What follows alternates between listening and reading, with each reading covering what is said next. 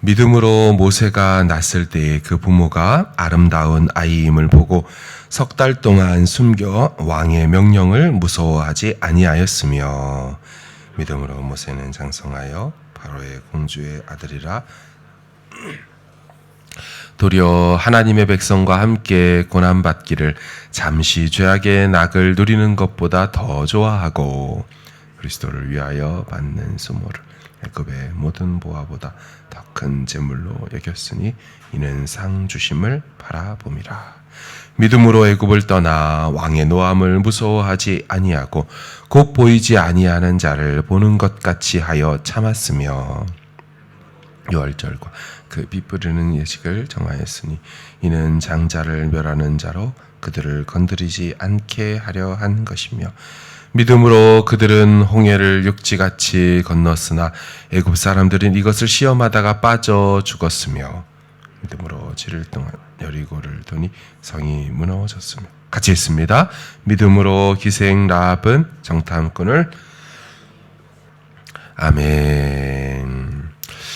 신약에 믿음이란 단어가 얼마나 나올까요? 240번이 조금 넘습니다. 243회 정도 나오는데요. 가장 많이 믿음을 다루는 신약 성경은 무엇일까요? 적어도 단어가 등장하는 것으로 따지면 로마서입니다. 40번이 나오거든요. 그리고 그 다음이 히브리서입니다. 32번이 나옵니다. 32. 로마서가 제일 많이 믿음을 다룬다고 볼 수 있죠. 근데 성경의 장수, 이 챕터 수와 비교해서 볼 때 로마서는 16장 중에 40번이면 히브리서는 13장 중에 32번이라 굳이 분량면에서 따져보면 조금이지만 히브리서가 더 많이 나옵니다. 그래서 히브리서의 주제가 믿음이라고 보는 것도 과언은 아닐 겁니다. 그런데 이 32번 믿음이 등장하는 히브리서에서 지금 우리가 보고 있는 이 11장 요 하나에 75% 그러니까 24번의 믿음이라는 용어가 이 한 장에 다 몰려 있죠. 그래서 우리 히브리서 11장을 별명으로 믿음장이라고 하지 않습니까? 그런데 이 단어가 오늘 이 11장에 단순히 명사로 등장하는 건 아닙니다. 문법적으로는 소유격, 역격으로 등장을 하죠. 뭐뭐의. 근데 의미적으로는 도구와 수단으로서 이 용어가 등장합니다. 다시 말하면 믿음으로, 믿음이 도구가 되어, 믿음을 통하여 이런 식으로 오늘 본문에 이 24번이나 이 11장에 나온다는 거죠. 우리가 지금 읽었던 9구절에 해당되는 본문에서도 무려 7번이나 믿음으로가 등장을 하죠. 23절을 보면 믿음으로 모세가 났을 때에 24절 믿음으로 모세는 장성하여 27절 믿음으로 애굽을 떠나 28절 믿음으로 유월절과 피 뿌리는 예식을 29절 믿음으로 그들은 홍해를 육지같이 30절 믿음으로 7일 동안 여리고를 도니 마지막 31절 믿음으로 기생 라합은 정탐꾼을 영접. 소위 말 끝마다 말 머리마다 믿음으로가 등장합니다.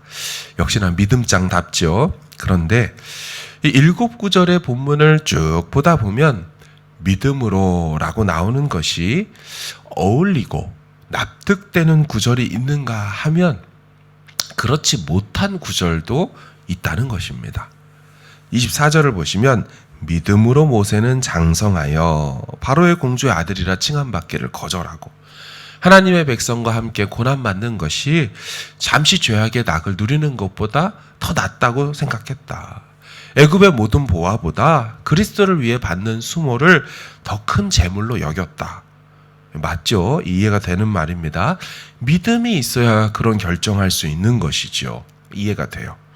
28절 믿음으로 유월절과 피 뿌리는 예식을 정하였다. 여러분 이것도 믿음이 있어야 하죠. 죽음의 천사가 어린 양 피를 문설주에 바른 집만 넘어간다. 믿음이 없으면 그런 행동을 굳이 막 양 잡아서 할 이유가 없지요. 그런 믿음으로 피 뿌리는 예식 이거 한 거 이 설득이 됩니다. 자, 30절. 믿음으로 7일 동안 여리고를 도니 성이 무너졌다. 이것도 딱 맞죠. 침묵하고 도는데 성이 무너질 거라는 걸 상식으로는 생각할 수 없으니 이건 믿음으로 도는 거 맞고 그 결과 무너졌습니다. 마지막, 믿음으로 기생 라합이 정탐꾼을 숨겨줬다. 이것도 맞습니다. 너희의 하나님인 여호와가 진짜 상천하지의 하나님이구나. 그걸 믿음이 있어야 자기 민족을 배신하면서까지 정탐꾼들을 숨겨줄 수가 있어요. 그런데 여러분, 이 구절들은 어떻습니까? 23절. 믿음으로 모세가 낳았을 때에 그 부모가 아름다운 아이임을 보고 석 달 동안 숨겨 왕의 명령을 무서워하지 아니하였다. 그럼 부모가 아이를 믿음으로 숨겼다? 이해가 되십니까? 이게 어떤 의미일까요? 믿음으로 아이를 숨겼다는 것이 뭘 바라봤길래 믿음으로 숨겼을까요? 사실 본능으로 숨기는 거 아닌가요? 누구라도 자식이 나면 바로 죽여야 되겠습니까? 누구라도 본능으로 아이를 사랑하는 마음으로 숨겼다고 해야 맞지, 어디 여기를 믿음으로 숨겼다는 게 선뜻 이해가 잘 안 됩니다. 27절도 보시면 믿음으로 애굽을 떠나 왕의 노함을 무서워하지 아니하고 곧 보이지 아니하는 자를 보는 것 같이 참았다. 이런 모세가 애굽을 처음 떠날 때 믿음으로 떠났습니까? 자신이 쳐 죽인 애굽 사람, 그 살인 사건이 발각되자 도망친 거죠. 근데 이것을 믿음으로 떠났다고 할 수 있나요? 모세를 너무 미화시키는 건 아닌가, 이런 생각까지 듭니다. 자, 29절이요. 믿음으로 그들은 홍해를 육지같이 건넜다. 우리가 출애굽기 14장 15장을 알지만 정말 이스라엘 백성들, 히브리 백성들이 홍해를 믿음으로 확 이렇게 건넜습니까? 아니지 않나요? 우리 여기서 다 죽이려고 데리고 왔냐고 원망 불평하며 모세 쳐 죽이려고 그러다가 어떻게 돼요? 이 홍해가 쫙 갈라지는 걸 보고, 홍해가 다 갈라진 다음에 마른 땅에 됐을 때 그때 건넌 겁니다. 근데 이걸 믿음으로 건넜을까요? 이들을 믿음으로 건넜다고 한다면 같이 뒤따라오던 애굽 군대들도 믿음으로 건넜다고 해야겠죠? 다 갈라진 마른 땅을 건넜으니까. 그럼 우리는 애굽 군대를 믿음으로 건넜다고 말할 수가 없습니다. 물에 빠져 죽기도 했지만요. 그러니까 몇 개의 구절들은 믿음으로 행하였다고 하기에 이해되는 부분도 있지만, 지금 또 살펴본 몇 개 구절들은 이게 믿음으로 했다라고 말하기엔 선뜻 이해가 안 되는 구절이 있다는 겁니다. 그럼 이 구절들을 어떻게 이해하면 좋을까요? 자, 믿음을요, 도구와 수단으로 해석하는 거 맞습니다. 하지만 이 믿음이라는 용어를 한편으로는 그 일의 결과로서 해석을 해야 된다라는 것입니다. 자, 그러니까요, 모세 부모가 믿음으로 아이를 숨겼다라고 그 믿음이 그 일을 행동하는 시작과 동기, 수단이 됐다라고 이해하면 이해가 안 되며, 그래서 그렇게 하지 않고 결과로 보는 겁니다. 애굽 왕의 명령을 어기고 아이를 숨겼다가 어떻게 됩니까? 나일 강물에서 건짐을 받고 결과적으로는 살았고, 그리고 하나님이 건져주셨다는 걸 알게 됐죠. 그래서 모세의 부모에게 믿음이 결론적으로 찾아오게 됐다라고 이해하는 거죠. 하나님이 우리 가정을 지켜주시는구나, 하나님이 이 아이와 함께 하시는구나를 그 일의 사건으로 결과적으로 믿음이 생겼다고 보는 겁니다. 자, 모세가 애굽을 믿음으로 떠나지 않았습니다. 무서워서 자기 목숨 부지하려고 떠났어요. 그런데 어떻게 됐어요? 결국 40년이 지나자 하나님이 그를 부르셨고 그 인생을 멋지게 사용하셨어요. 그래서 모세는 비록 애굽을 도망치듯 무서워서 떠났지만 그 걸음을 어떻게 만들으셨어요? 보이지 않는 떨기나무 불꽃 가운데 나타나신 하나님에 대한 믿음이 생기는 40년의 떠남의 그 시간들로 만드셨다. 이렇게 보는 겁니다. 자, 마지막으로 홍해를 건너는 것도요. 분명히 원망 불평하며 건넜지만 정작 그 홍해를 건너고 나자 이들에게 뭐가 찾아옵니까? 우리 하나님이 이 홍해를 가르시고 우리를 물에서 건져주신 하나님이구나. 그래서 그 하나님에 대한 믿음이 건넌 다음에 찾아오게 된 거죠. 생겨나게 된 거죠. 그걸 오늘 본문이 믿음으로라는 표현으로 했다는 것입니다. 여러분, 이처럼 우리 삶에는 두 가지 방식으로 크게 믿음이라는 것이 작동합니다. 그러니까 앞에서 처음 보신 것처럼 믿음이 도구가 되고 일을 행하는 동기가 되어서 어떤 일들과 선택을 우리가 할 수가 있죠. 그러니까 믿음이 있기에 집 때문에 문설주에 피 바를 수 있습니다. 믿음이 있어서 여리고를 돌게도 됩니다. 믿음이 있어서 자기 민족 배신하고 정탐꾼을 숨겨주기도 합니다. 믿음이 있어서 모세가 애굽 보아가 아니라 하늘에 주시는 상을 바라볼 수 있다는 거예요. 그러나 두 번째, 때로는 당시에는 실제적으로 믿음이 없었지만, 믿음이 동기가 되고 수단이 되어 행동한 건 아니지만, 그 일의 결과로 우리에게 믿음이 찾아오게 되는, 생기게 되는 우리 삶의 방식도 있다라는 것입니다. 놀라운 사실은 이 두 가지 방식을 오늘 성경이 다 믿음으로 사는 것이라고 말했다라는 것입니다. 시작과 동기, 수단과 도구로 믿음이 시작이 되든 우리 삶의 결말과 결과로서 믿음이 찾아오든 어떤 것이든 그 인생은 믿음으로 산다라고 말한다는 거예요. 자, 여러분, 시작과 동기, 수단과 도구는요, 내 편에서 무언가를 행할 수 있는 것으로 보이죠. 믿음이 있으니 두려움도 염려와 근심도 이겨낼 수 있습니다. 그러나 결과와 결말로 보면 좀 다르죠. 하나님께서 그 일을 통하여 우리에게 믿음을 가르쳐 주시는 것이죠. 그래서 우리에게 믿음이라는 게 없었는데 생겨버리게 되는 거죠. 이 경우는 이 믿음을 은혜의 개념으로 해석해야 됩니다. 그러니까 내가 믿음이 있어서 행한 것이 아니라 하나님께서 그 일을 통하여 우리에게 믿음의 본질을 보여주시고, 그러면서 믿음으로 사는 게 이런 거구나, 하나님이 계시는구나를 알게 됨으로 믿음의 사람 되게 만드신다는 거예요. 여러분, 그러면 참으로 신기하게도요, 그 은혜로 얻어진 믿음으로 말미암아서, 처음엔 내가 믿음이 없었지만 그 사건 때문에 믿음이 생겨져서 한 단계 성장합니다. 그러면 그 조그맣게 생긴 그 작은 믿음이 이제는 시작과 원인과 수단이 되어서 그 다음 행동을 하게 만들죠. 그러면서 더 큰 믿음의 사람이 되고, 더 큰 믿음의 사람의 걸음 역할을 이렇게 생겨진 믿음으로 하게 된다는 거예요.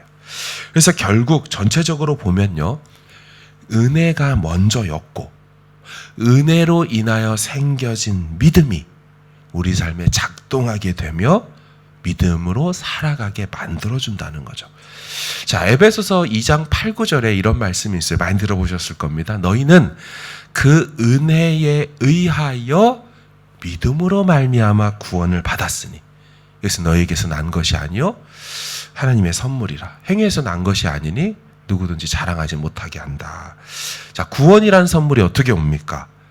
믿음을 통해서 오지만 그 믿음은 어디서 옵니까?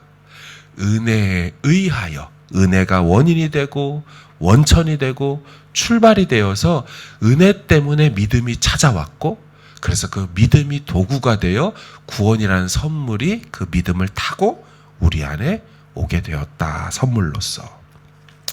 사랑하는 여러분, 우리는 모두 믿음으로 사는 인생이 되어야 하는 줄로 믿습니다.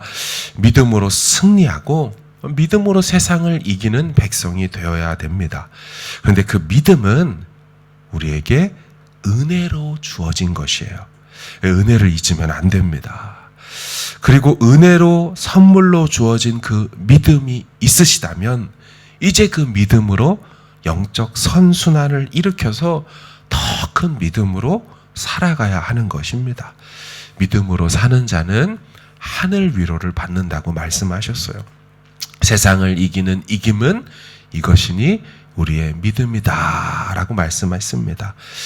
은혜로 결과적으로 주어진 그 믿음 가지고 또한 오늘을 사는 도구와 힘이 되게 되어서 날마다 승리하는 우리 광명의 가족들 되기를 주님의 이름으로 축원합니다.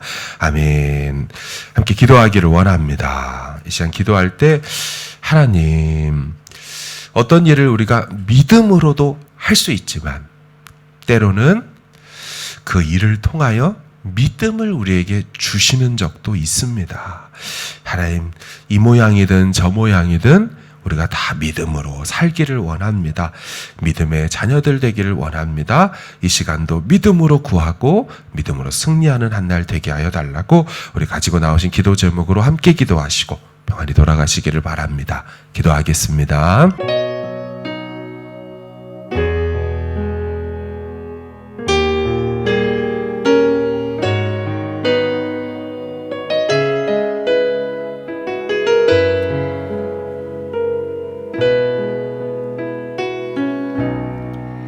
나 같은 사람도 사랑하시나요?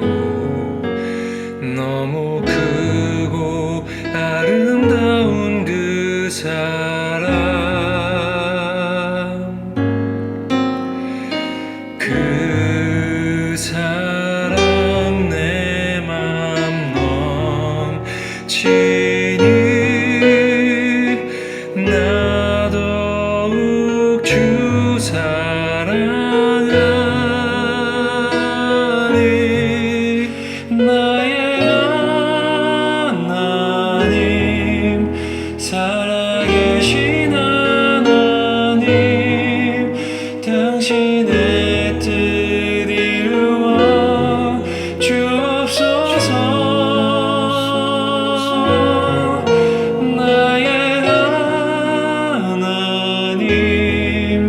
살아계신 하나님, 당신의 길 가게 하소서.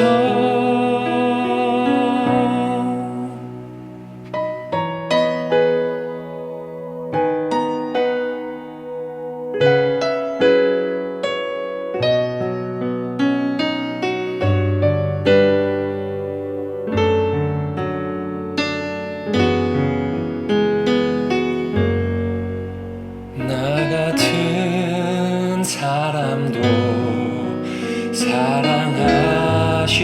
사랑하시나요? 너무 크고 아름다운 그 사랑, 그 사랑 내 맘 넘치니 나 더욱 주 사랑하리. 나의 하나님, 살아계신